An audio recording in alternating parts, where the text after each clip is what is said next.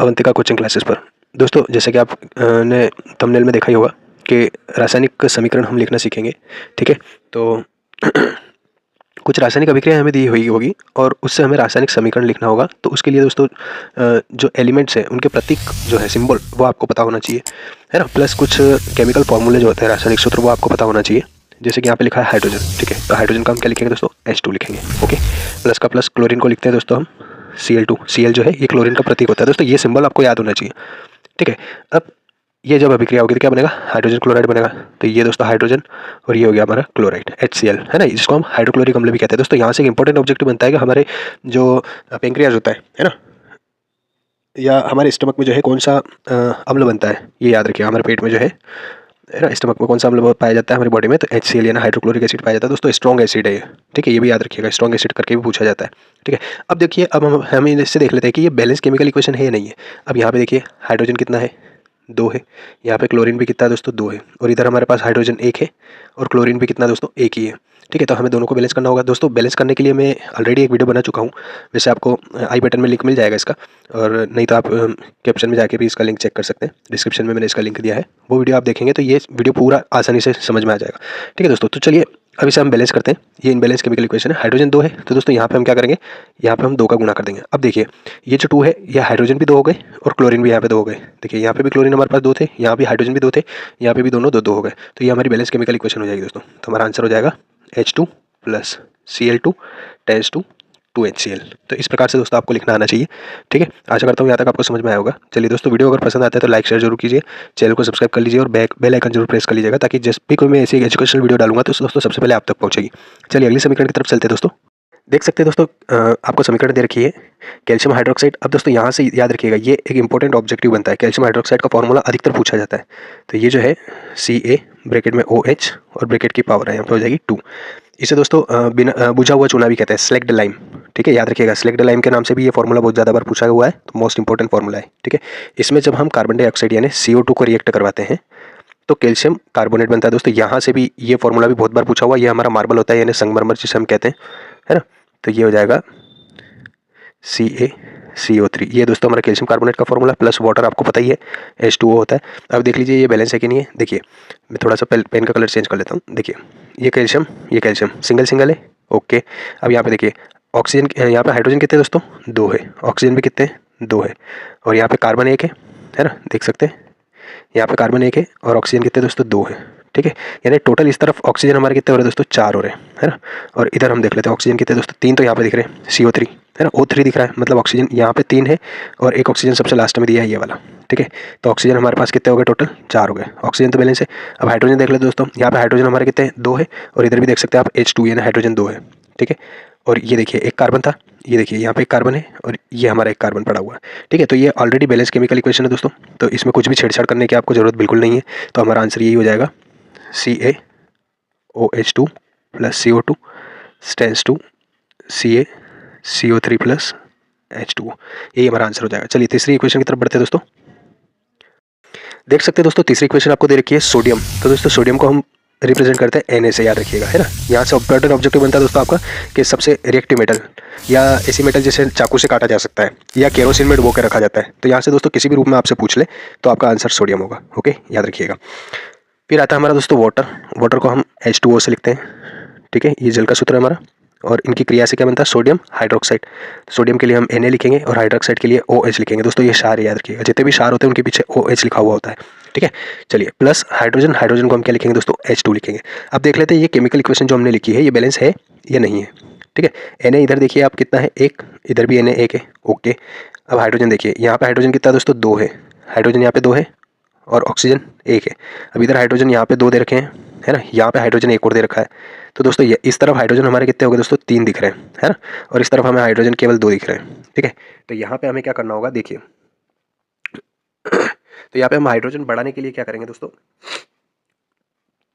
इधर हम लिख लेते हैं 2। ठीक है, अब यहाँ पे हाइड्रोजन की संख्या हम देखते हैं। देखिए जो काम का नहीं है उसको मैं मिटा देता हूँ, सॉरी, देखिएगा स्क्रीन थोड़ी सी क्लियर कर देता हूँ मैं, ताकि आपको आसानी से पता लग जाएगा कि मैं आपको क्या समझाना चाह रहा हूँ। चलिए ठीक है, अब हमारे पास हाइड्रोजन कितने हो गए दोस्तों, इधर 4 हो गए, और ऑक्सीजन कितने हो गए दोस्तों हमारे पास 2 हो गए। ठीक है, अब इधर हम देखते हैं, हाइड्रोजन यहाँ पे हमारे पास 2 है। ठीक है, अब इधर हाइड्रोजन हम देख लेते हैं, इधर हाइड्रोजन हमारे पास कितना है दोस्तों 1 है, यानी टोटल हमारे पास 2 और 1 3 हाइड्रोजन मिल रहे हैं, लेकिन इधर हमारे पास हाइड्रोजन 4 है ना। तो दोस्तों यहाँ पे भी हम क्या लिख लेंगे 2 लिख लेंगे।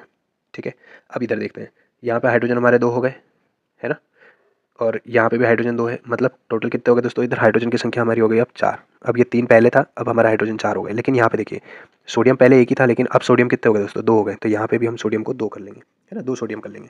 आया दोस्तों समझ में।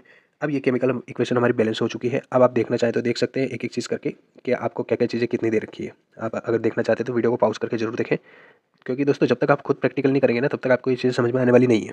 ठीक है, तो हमारी केमिकल इक्वेशन हो जाएगी जो कि बैलेंस है 2Na + 2H2O is tense to 2NaOH + H2। ठीक है दोस्तों, ये हमारा राइट आंसर हो जाएगा। चलिए बढ़ते हैं हम चौथी इक्वेशन की तरफ दोस्तों। चलिए दोस्तों, ये हमारी चौथी इक्वेशन है जो कि आपको स्क्रीन पर दिख रही है। बेरियम क्लोराइड हमें लिखना है, तो दोस्तों बेरियम क्लोराइड का आपको फॉर्मूला आना चाहिए। ये होता है BaCl2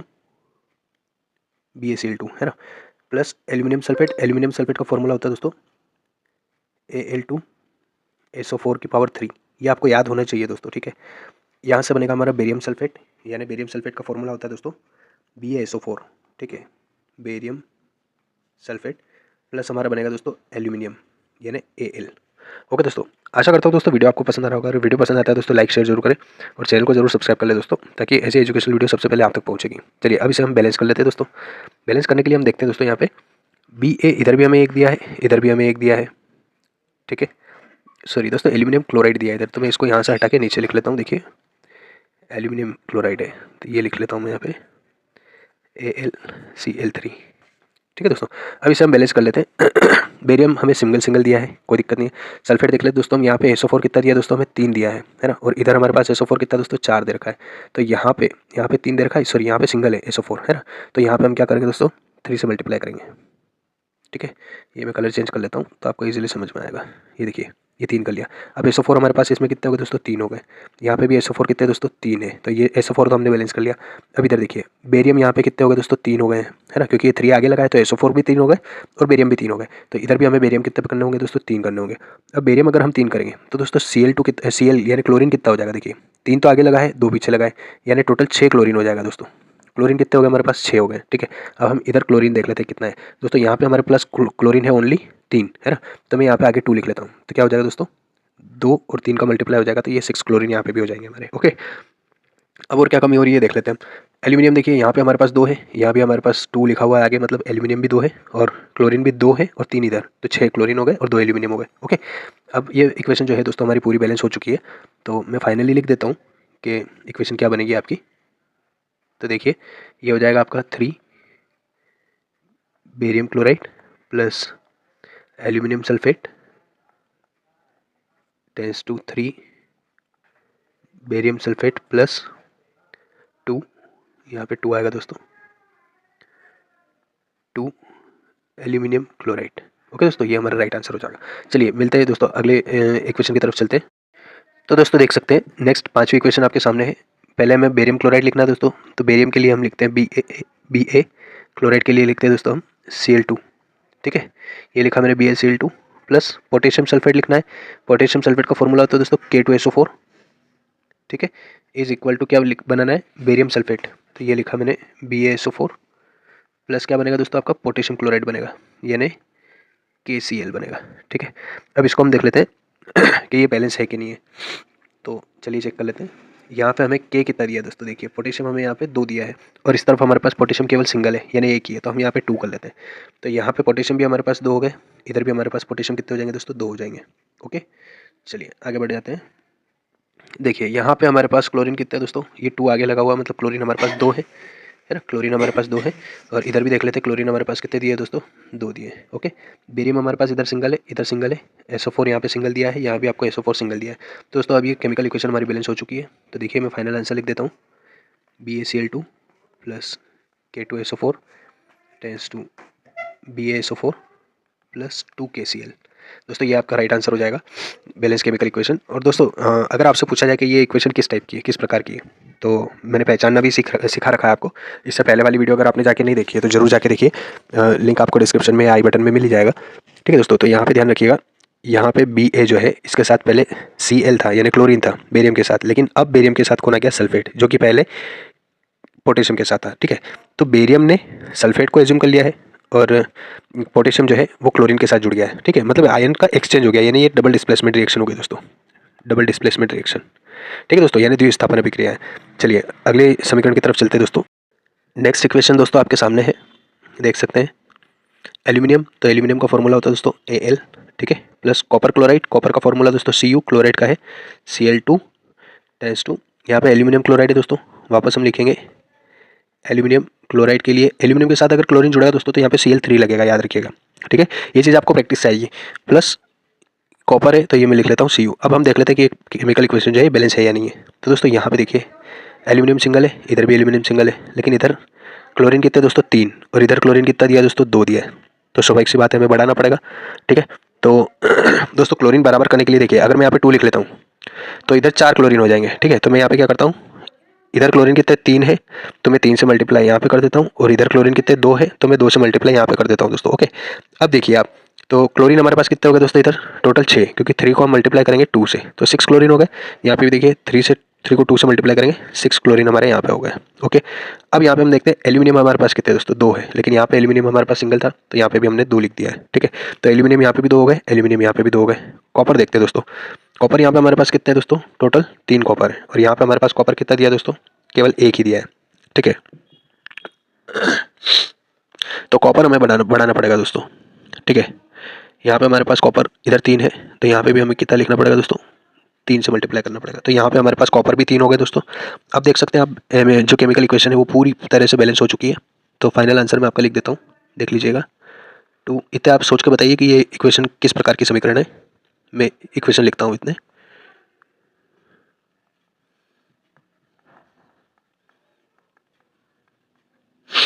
अब दोस्तों देख सकते हैं आप, पहले एल्यूमिनियम अकेला था, कॉपर किसके साथ जुड़ा हुआ था दोस्तों, क्लोरीन के साथ जुड़ा हुआ था। अब एल्यूमिनियम क्लोरीन के साथ आ गया और कॉपर अकेला रह गया, यानी ये कौन सी हो गई दोस्तों, डिस्प्लेसमेंट, यानी विस्थापन अभिक्रिया हो गई। ठीक है, अगर आपने हमारे समीकरण पहचानने वाला वीडियो नहीं देखा है तो जाकर जरूर देखें दोस्तों। चलिए चलते हैं अगले इक्वेशन की तरफ दोस्तों, ये हमारे वीडियो की आखिरी इक्वेशन होने वाली है। तो दोस्तों देख सकते हैं हमारी आखिरी इक्वेशन स्क्रीन पर आ चुकी है।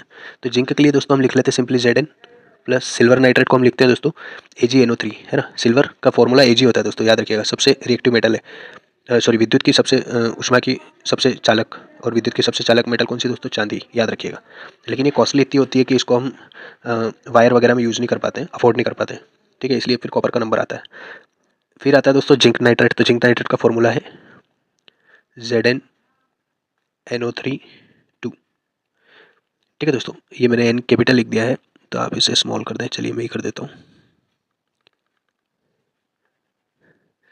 ZnNO3 2 प्लस पीछे बचा दोस्तों सिल्वर, सिल्वर को हम लिखते हैं Ag। अब यहाँ पे हम देख लेते हैं दोस्तों कि ये केमिकल इक्वेशन बैलेंस है कि नहीं है, बना तो हमने दी है, अब देख लेते हैं बैलेंस है कि नहीं है। तो यहाँ पे देखिए दोस्तों NO3 कितने दिए, 2 दिए हुए हैं, है ना, दिख रहा है आपको। तो यहाँ पे NO3 सिंगल है तो यहाँ पे हम आगे 2 लिख लेंगे। ठीक है, अब NO3 कितने हो गए दोस्तों, इधर भी हमारे पास 2 को 3 से इंटू करेंगे 6 हो गए NO3, है ना, और सॉरी NO3 कितने हो गए, 2 हो गए, है ना, आगे हमने 2 लगा दिया, इधर भी NO3 कितने हैं दोस्तों 2। ठीक है, अब यहाँ पे देखते हैं चेंज क्या हुआ। तो दोस्तों Ag जो पहले सिंगल था अब यहाँ पे डबल हो गया है, तो यहाँ पे भी Ag को हम क्या करते हैं दोस्तों, डबल कर लेते हैं। ओके, अब देख लेते हैं जिंक यहाँ पे सिंगल है, जिंक यहाँ पे भी सिंगल है, तो दोस्तों सब कुछ बैलेंस हो चुका है। ये हमारी केमिकल इक्वेशन बैलेंस हो गई है। मैं लिख लेता हूँ एक बार, देखिए Zn plus 2AgNO3 stands to ZnNO3 2 plus 2Ag। ये दोस्तों 7 इक्वेशन में लेके आया था आपके लिए, जो कि बोर्ड में ज़्यादातर पूछी गई है। तो मैंने आपको बता दिया है कैसे क्या करना है आपको। अगर इसके अलावा भी कोई इक्वेशन आ जाती है दोस्तों, मैं आशा करता हूँ आप सीख चुके होंगे।